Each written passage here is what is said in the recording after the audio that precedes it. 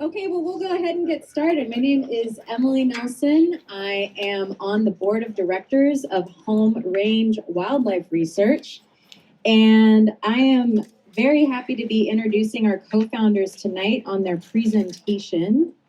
You can just bear with me here for one moment. So thank you. Welcome to Home Range's official launch party. Woo! Yeah, let's hear it. So we want to start off by acknowledging that we're on traditional territory of the Methow people, members of the Colville Confederated Tribes. We recognize their time-honored stewardship of this landscape and are grateful for the opportunity to join them in calling it our home. I'm going to introduce our co-founders very shortly here, but first we want to say a big thank you to Old Schoolhouse Brewery for hosting us this evening. You'll have to excuse me. I don't live in the Valley. I'm from Olympia, so, give me a pass. From the coast and all. So we're very appreciative. Every beer that you buy tonight, $1 is going to go towards Home Range. So this is just a great example of how this community is already showing up for this organization. We also want to say thank you to Sunflower Catering. They provided some really delicious appetizers inside. If you haven't had a chance to get one yet, please do. You have multiple ways to contribute this evening. You can buy a beer. Great job. I see a lot of you are already on it. Very impressed. We also have the silent auction going on indoors. That will close at 7:30. We have some buy it now prices on those items that I've already seen at least one smart bidder take advantage of. If you bid the buy it now price, it is yours. Bidding is closed. You can avoid the frenzy. We will also have some door prizes for signing up for our newsletter. The list is right in there. The winners will be chosen at random. We have puzzles and coffee. I mean, what more do you need as fall approaches and winter approaches for that matter? So I'm going to go ahead and introduce our co-founders. We have Anna Mackawetz. Anna is Home Range's education director. She grew up in Michigan and she lives here in Twisp. We have Becca Wendell. Yeah, Becca. Becca is our development director. She grew up in Chicago and lives in Mazama. And last but not least, we have Miss Carmen Van Bianchi. Grew up about 10 minutes from me in Kingston, Washington. And she lives in Winthrop. So whole valley covered, really. I mean, our home range is already pretty substantial. So we know that you might have some questions about the really interesting substantive things that we're going to discuss here. And we have kind of limited time. So rather than have a question and answer session, please feel free to come up to one of our co-founders after to talk to them about your ideas or your thoughts or concerns, anything really. You can also come talk to me, Emily. We have our board member, Christina Strada, who is also here. And Jonathan Stratman, I'm not sure where he is, but he is also floating around. There, yeah, Jonathan. So we can all answer questions about the organization. So without further ado, I'm going to turn it over to Carmen to take it away. Thank you so much. Oh my God, it is so wonderful to see all of your faces. We are just thrilled to be here tonight. And we're really eager to introduce ourselves, but we're especially excited to introduce Home Range Wildlife Research. Starting a conservation organization has been a dream of ours for a really long time. And so it feels so dang good to be here officially starting our service to the Methow community and to the wildlife that we share this landscape with. The inception of Home Range came from the experiences and the lessons that Anna, Becca, and I have absorbed along our career paths. And we've each worked as wildlife biologists for many years and on various projects and across North America, as hopefully you can kind of see. Can we kind of see what's going on in there? Because I make a lot of references to the screen. Anyway, if you can duck and get a peek, you can see the little critter icons up there on the map. Those are our places that we've worked.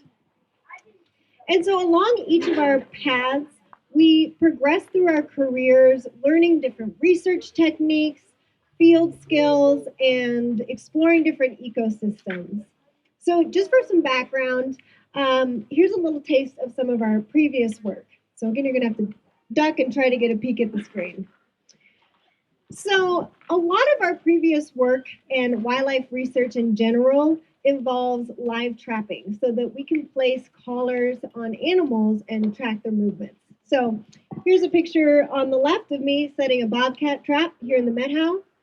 And those feet on the right are Anna's sticking out of a wolverine trap in Ontario, Canada. Examining scat. Scat's always fascinating to wildlife biologists, and it's a really good tool for research too. And then on the right, we've got Becca setting a trail camera in the Badlands of South Dakota to monitor coyotes. On the left, that's Anna. It's a grisly scene, but she's conducting a necropsy on a coyote, which she was able to determine was killed by a cougar. And a slightly more cheery picture on the right, that's Becca putting a collar on a bobcat. Again, that was here in the Met House.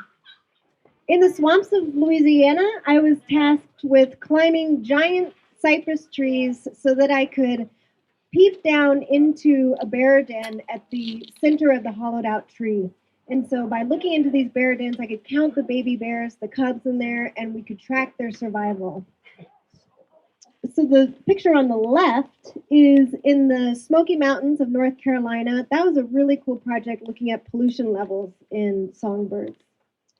And then we've got Anna, her little sidekick Rue, her dog peeping over her shoulder. She's examining a deer hide for puncture wounds to help determine what killed that deer. Small mammal trapping along the Columbia River. And there's Becca at a wolf kill site working to determine what other carnivores might be attracted to that carcass for a free meal. And let's see, so sticking out of that tube is the back end of a rattlesnake. This is a handling technique that John Rohr and Scott Fitkin taught me. There's some local bios here.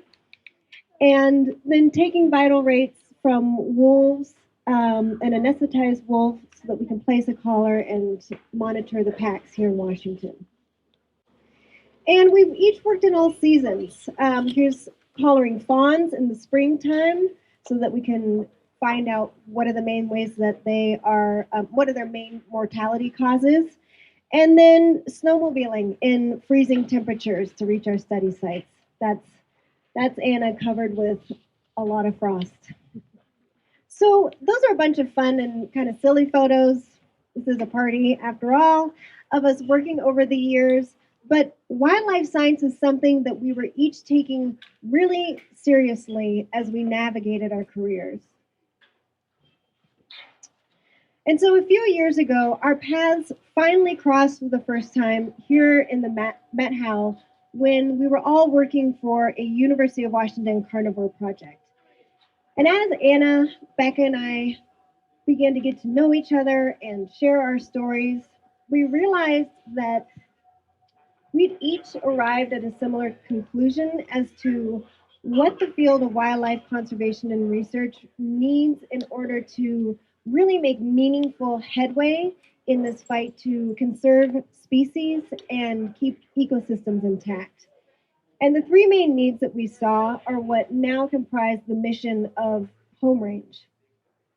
First and foremost, with our natural world in crisis, we need to focus on high quality research that addresses urgent and immediate needs.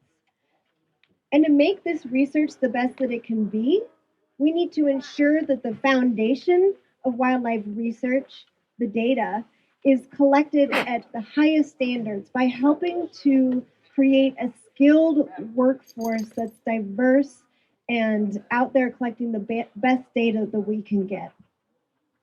And finally, wildlife science conducted in a silo, unknown to the public, is going to fall flat.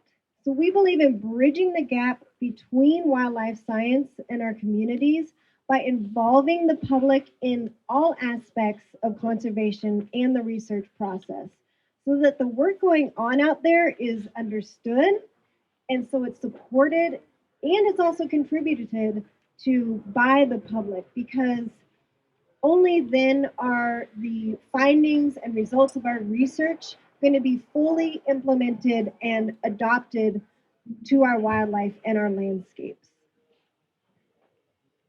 So diving into the research prong of home range, as Anna, Becca, and I worked on various projects, we noticed that while anything we learn about nature adds to the bucket of knowledge that we really base conservation in, some research is simply more directly applicable to wildlife conservation than others. So let me give you an example of an issue that we think is super pressing. So this is an issue that each and every one of us here has experienced, and that was really first brought home to many of us in 2014 when the Carlton Complex fire broke out, and then again and again over the years, and of course this past summer when we had fires burning on both sides of the valley. Climate change is causing bigger, hotter, and more frequent fires. I'll never forget working in the woods up Twisp River collecting cow scat for a project that was looking at wolves and livestock on shared landscapes. And this is a little side note, I had to match the scat sample with the individual cow ID, which meant that I had to wait for and see the patty drop and then run over and scoop it into the bag and send it into the lab. So it's not all handling animals and counting bird songs and the glamorous type field works. But anyway, I was sitting on this stump just waiting for my next data point to drop when the light began to change because smoke from a fire on the Chelan side was moving in. And it was making what had been this bright, clear day, it was giving it this thick orange light. And then ash this big started falling through the trees like hot gray snow falling from this brown orange sky. And this kind of weather started to get more and more common. And I started to get really curious about how increasing wildfires are impacting our wildlife. And one of the first things I found out was that we actually know surprisingly little about how wildfires affect wildlife. And for conservation in the West, this is hugely problematic. The already biggest agent of change to our landscape is rapidly growing, and we know only bits of how animals are affected by fire. So for example, lynx in Washington used to make up the biggest population of lynx in the lower 48. Now our best guess is that we have well below 100 individuals. So this is a species in danger of blinking out in our state. This map gives us a big clue as to one of the factors that is contributing to low lynx numbers in Washington. So if you can see it, the green areas are lynx habitat, and the red shapes are fires that have burned since the year 2000. So much of lynx habitat has burned in the last 20 years, altering great swaths of their forest habitat. And when your map of lynx range looks like this, mostly burned, it's urgent that we understand in detail how lynx respond to burned forests, how they respond to regrowing forests, or a patch of green unburned trees surrounded by a sea of blackened matchsticks.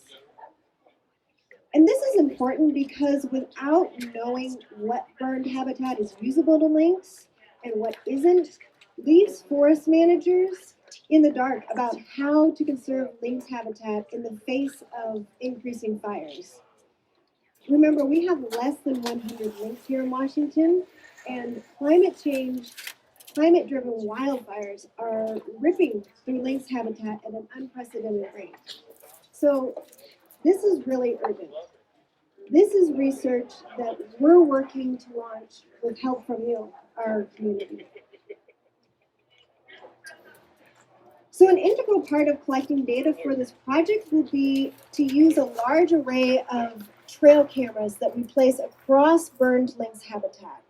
These cameras will allow us to monitor and study lynx use of different burns, providing us with a really rich data set for figuring out how we can simultaneously treat our forests so that they are resilient to future fires, while also creating and sustaining lynx habitat into the future in the North Cascades.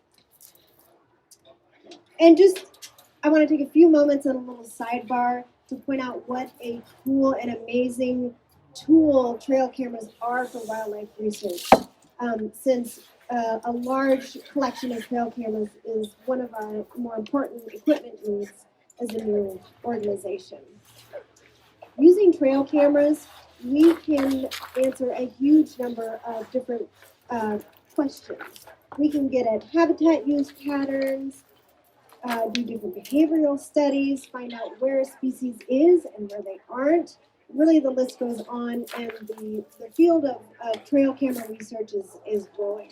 So it's really, really important data. Very serious stuff. But bringing it back around to our research values, our natural world is in crisis. And we see this as an all hands on deck situation. So the kind of research that we are committed to conducting at Home Range is work that addresses pressing and immediate needs and that directly translates to on-the-ground conservation action. And to us, an all-hands-on-deck approach to conservation not only means conducting really solid science, it also means helping to foster excellent and diverse scientists. So at the foundation of rigorous applied research is the data that we collect in the field. Locations from radio collars that we put on animals, scat samples, trail camera photos, kill site information. These are the types of data that we use in wildlife science. And the quantity and the quality of this data has direct correlations to the caliber of the resulting research. But to get top-notch data, we need a workforce capable of top-notch fieldwork. So to talk about training, I'm going to bring on Miss Anna.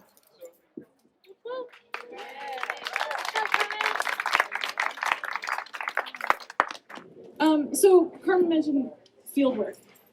We talk a lot about fieldwork in wildlife research. And maybe what comes to mind for most people when you hear that term is standing in a field of wildflowers, searching the opposite hillside for mule deer fawns, or counting songbirds along the edge of a pond in autumn. Documenting native shrubs on a leisurely hike. It might even be the privilege of getting to hold your favorite animal's paw in your hand. And sometimes it really is like that. But sometimes it's more like this.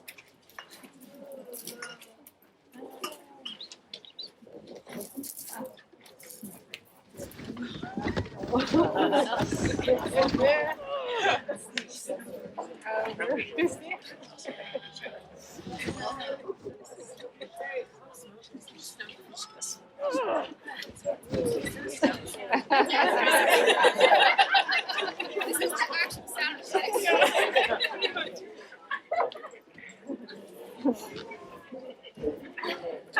I like how you're using your entire body weight.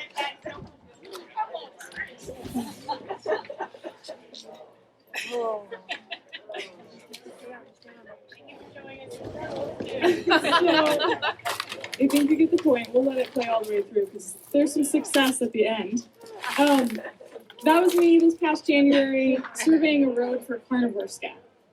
And what I thought would be an easy 3 or 4 hour day, I didn't even pack a lunch, turned into 12 hours of navigating obstacles like fallen trees, poor snow conditions, and eventually I was riding back to the truck by moonlight. what this experience has in common with all the more glamorous examples that I showed a little earlier is that they're all data collection. Fieldwork is the equivalent of a scientist stepping into their lab, putting on their white coat, and getting started on their experiment. But when you're studying wildlife, the only way to gather data is to become engaged with the natural world. And that can be fun, it can be funny, it can be exciting, and it can also be intimidating. That happened like 6 times that day. So at the end of the day, this is the data that I brought home. It's not a very good representation of what it took to get it. I was able to collect 6 scats, but it took me 12 hours and a lot of work. Yeah, probably not. Now, if you imagine a brand new biologist who just graduated from college, they have a robust foundation of academic knowledge, they're excited for their first field job, they have no experience, and they're expected to learn the skills necessary for the fieldwork in just a few days of on-the-job training. You send them out on a snowmobile with the mission of collecting scat. And maybe they come back with that same data set, but it takes them twice as long, they were miserable the whole time, they never want to go out there again. Or maybe they don't come home with any data at all because they ran into an obstacle that they didn't know how to overcome, or they got into a situation that they weren't comfortable with, so they decided to turn around. Or a worst case scenario, maybe they don't come home at all that day. If they damaged their snowmobile or became injured and couldn't make it back to the truck, or the batteries in their GPS unit die and they don't know how to navigate using map and compass. These things happen, even to trained biologists, but the more confidence and preparation that we can provide before we send people out into the field, the less risk we take with the dynamic conditions that come with fieldwork. And with every field position a biologist takes on, the skills build from foundational basics like driving a truck and riding a snowmobile to the more meticulous that you can hopefully see in this photo. Capturing and handling wildlife is a common tool used in research. And it's often over-glorified and underestimated. If you take an inventory of what's happening in this photo, you can see that we needed to capture the wolverine, which is a skill set all on its own. We needed to anesthetize him using potent drugs, take body measurements. We needed to monitor and record vitals. We needed to apply a GPS collar, give it ear tags. The list goes on and on. Now, these are things that would normally be performed by a veterinarian if this were, say, your pet dog and not a wolverine. But in wildlife research, these tasks are regularly carried out by field personnel that may or may not have the experience necessary for it. And that type of trial by fire training can really pose a risk to human, animal, and data alike. So all the skills I've talked about so far are pretty standard for an entry-level field biologist. But obtaining these skills often involves economic sacrifice. And what I mean by that is, for example, in that photo of me handling a wolverine, I was making an average of $5 an hour. Low-paying and volunteer opportunities like this are typical in wildlife fieldwork. And as you can imagine, that creates a significant barrier for biologists who can't accept financial risk in exchange for experience. And the lack of accessibility to proper training, supportive networks, and valuable outdoor experiences broadens the already existing fracture in the equity of our workforce, meaning wildlife research and the scientific community as a whole is missing out on some of the best and brightest would-be biologists. Through training courses at Home Range, we hope to close that gap between the skills necessary for the fieldwork and the opportunities available to obtain those skills. In order to start providing programs that are practical, affordable, and accessible for all biologists, our greatest needs are donations and grants to support tuition and travel scholarships for students that qualify, a comprehensive warehouse of field equipment like GPS units, snowmobiles, animal handling tools, and more to expose students to a wide range of field research techniques, and collaboration with a diverse set of scientists, naturalists, and recreationalists to bring new perspectives into our curriculums. Impactful wildlife research starts and ends on the ground with high-quality data collection and thoughtful conservation applications. By teaching these essential field skills to the next generation of biologists, we hope to foster a safer, more diverse, and more effectual workforce. And part of that workforce includes you all, our community. I'm going to pass things over to Becca now to talk a little bit more about our third focus, outreach and community engagement.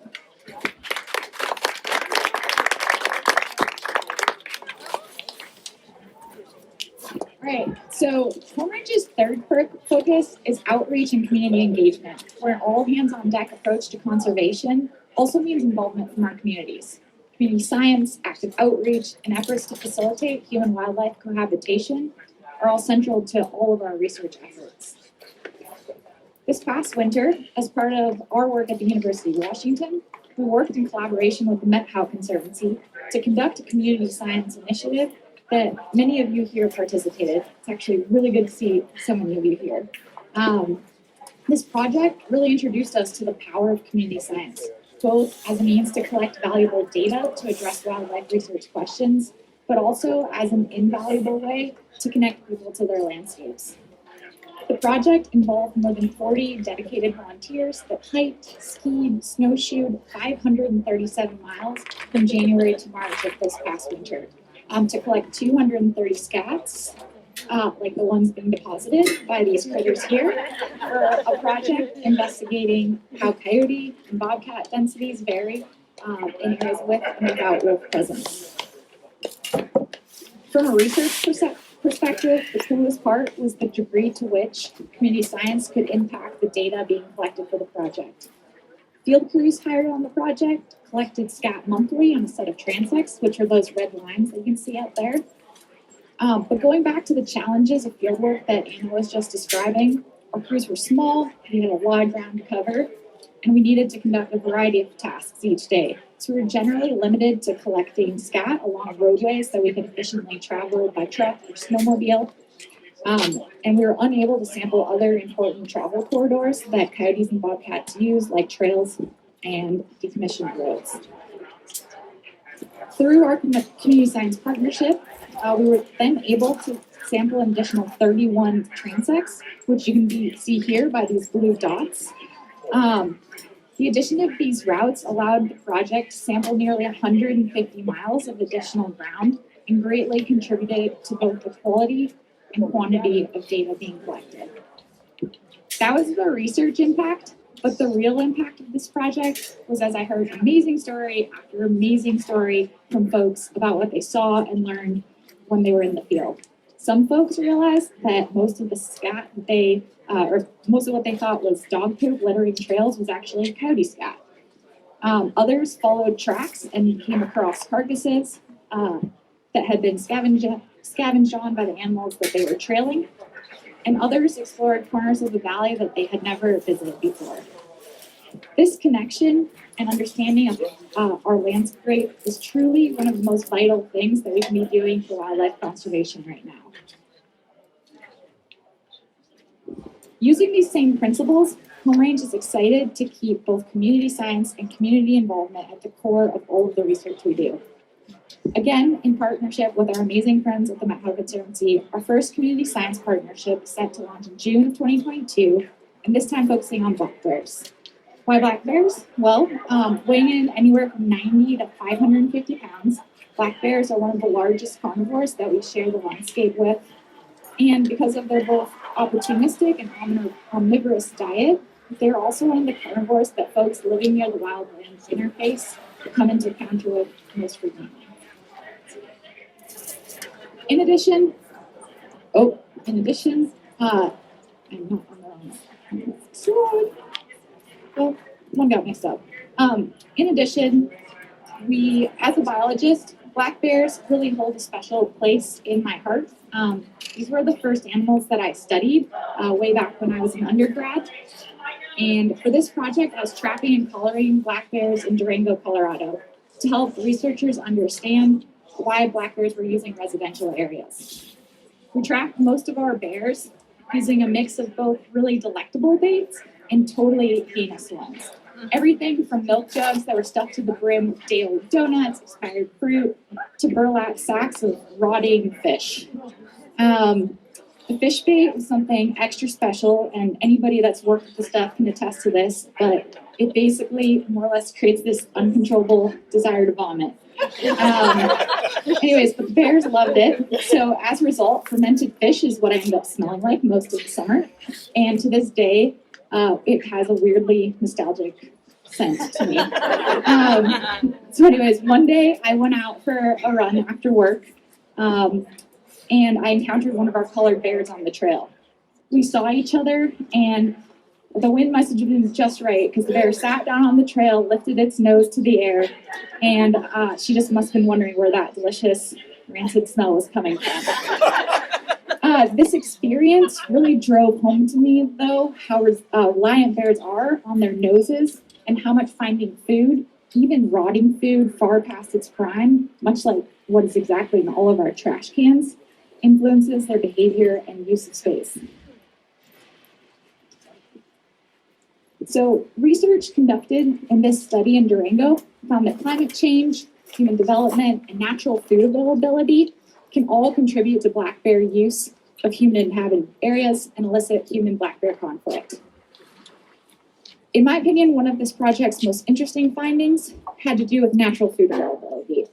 And this figure, if you can see it, sums it up pretty well. On the left is a map of bear use during a good natural food year. On the right is a map of bear use during a poor natural food year, where the blue colors are low use and the red colors are high use. So as you can see, bears use the core of downtown Durango in poor natural food years a lot more. So natural foods, which here in the Met-How primarily comprise wild berries from fruiting shrubs, are important for black bears as they pack on calories in preparation for their winter slumber. However, as the summers in the Pacific Northwest get both hotter and drier, the phenology and distribution of these shrubs is changing. And in years where wild berry crops failed, shortages of these vital calories can increase a bear's willingness to navigate the risks associated with human development, to access anthropogenic foods like trash, orchard fruits, and bird feeder seeds. So as a result, tracking natural food availability as a community can help us to better understand and mitigate bear conflict in the valley. And next spring, we'll be recruiting community scientists to help us conduct berry walks, where data collected will contribute to both a long-term study of black bear conflict and also a variety of research related to black bear ecology. But most importantly, this project aims to create a strong connection between black bear food needs and conflict in our backyard. So in summary, Home Range is dedicated to conducting independent and collaborative wildlife research, offering practical field training courses for budding biologists, and involving the community in all aspects of the research that we do, both to foster a deep connection between people and the landscape and to build empathy and local support for the wild places and animals that we live among. We see the situation our wildlife is in as an all hands on deck issue. So in creating Home Range, this is us pushing up our sleeves and working hard to make the greatest conservation impact we can in this place that we call our Home Range. Thank you. All right. So folks, thanks so much for coming out tonight. You'll see up on the screen a list of really generous local businesses who donated items to the silent auction, which again is going until 7:30. Now, if you're not going to last until 7:30, no worries. Leave your number, leave your email. We'll get in touch with you. Bid whatever you want. So if you folks will bear with me for just another couple of minutes here, we have reached the portion of the evening known as the Ask. So if you've been to a fundraiser before, you know what the Ask is. This is where I, Emily, President of the Board of Directors, come and explain to you why it's so important for you to make a financial contribution to Home Range Wildlife Research tonight. Now, when you make an ask, you want to make sure that you're doing it in a way that's consistent with the co-founders' vision of their organization. So I asked Anna, Becca, and Carmen, what is the one thing you want me to communicate tonight? And they were unanimous when they said gratitude. They want to express gratitude for all of you coming out in the cold to listen to a presentation and watch it through some windows, which really was amazing. You guys are an incredible crew. But also gratitude for our sponsors and gratitude for this place, for the hills and mountains, rivers and lakes of the Methow that we enjoy, where we recreate, where we go to relax or just reflect. And sometimes we're lucky enough that time, space, place, and season all line up, and we are able to see something that very few people get to see in their life. And that is wildlife in its natural habitat, doing what it is supposed to do, which is just exist. So these moments, those moments make us feel connected to each other, but also connected to something that is bigger and more beautiful than just ourselves. And what we feel in that moment, most of all, even though sometimes we can't articulate it, is gratitude. And now, in this time when we are facing so many crises on so many fronts, those connections and that gratitude is crucial to us surviving as a species, but also making sure that we're taking care of every other species on this planet and specifically in this valley. So when you're thinking about what you want to contribute tonight, or when you're thinking about what you maybe have already contributed, I want you to think about that feeling that you get, that feeling of gratitude, and ask yourself whether what you've given adequately communicates the gratitude that you feel for this place, that you feel for these incredible women who have started a very innovative and exciting organization in this valley, and make a donation to Home Range Wildlife. So thank you again for coming out tonight. We've covered buy a beer, we've covered the donation table, we have our silent auction ending at 7:30. And we are also, just to put the word out there, Home Range is also taking in-kind donations. So if you have old gear, maybe a GPS that works, but hey, you don't need it anymore because you got a new one. Good for you. Give us that GPS. We want it. We also would take a snowmobile, right? We'd take a truck. We'd take, it should be running. Please don't give us your old snowmobiles that don't run. I'm just executive decision, guys. Sorry, executive decision. We'll also take a snowmobile trailer.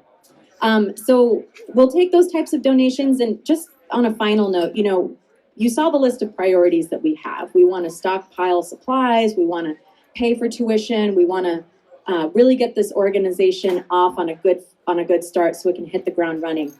But we also want to make sure that we are raising enough money in our first year to pay our staff, not just a living wage, but a wage that is competitive, that recognizes the years of experience, the knowledge, and what these women are going to contribute, not just to this area of the Methow, but also to the field of wildlife research in general. And so it's important that we raise money, again, not just for equipment, but also to make sure that our staff don't have to keep working the part-time jobs that they're currently working in order to make this organization real and get it off the ground. So that's all I have for this evening. Again, thank you so much for coming out, and thanks.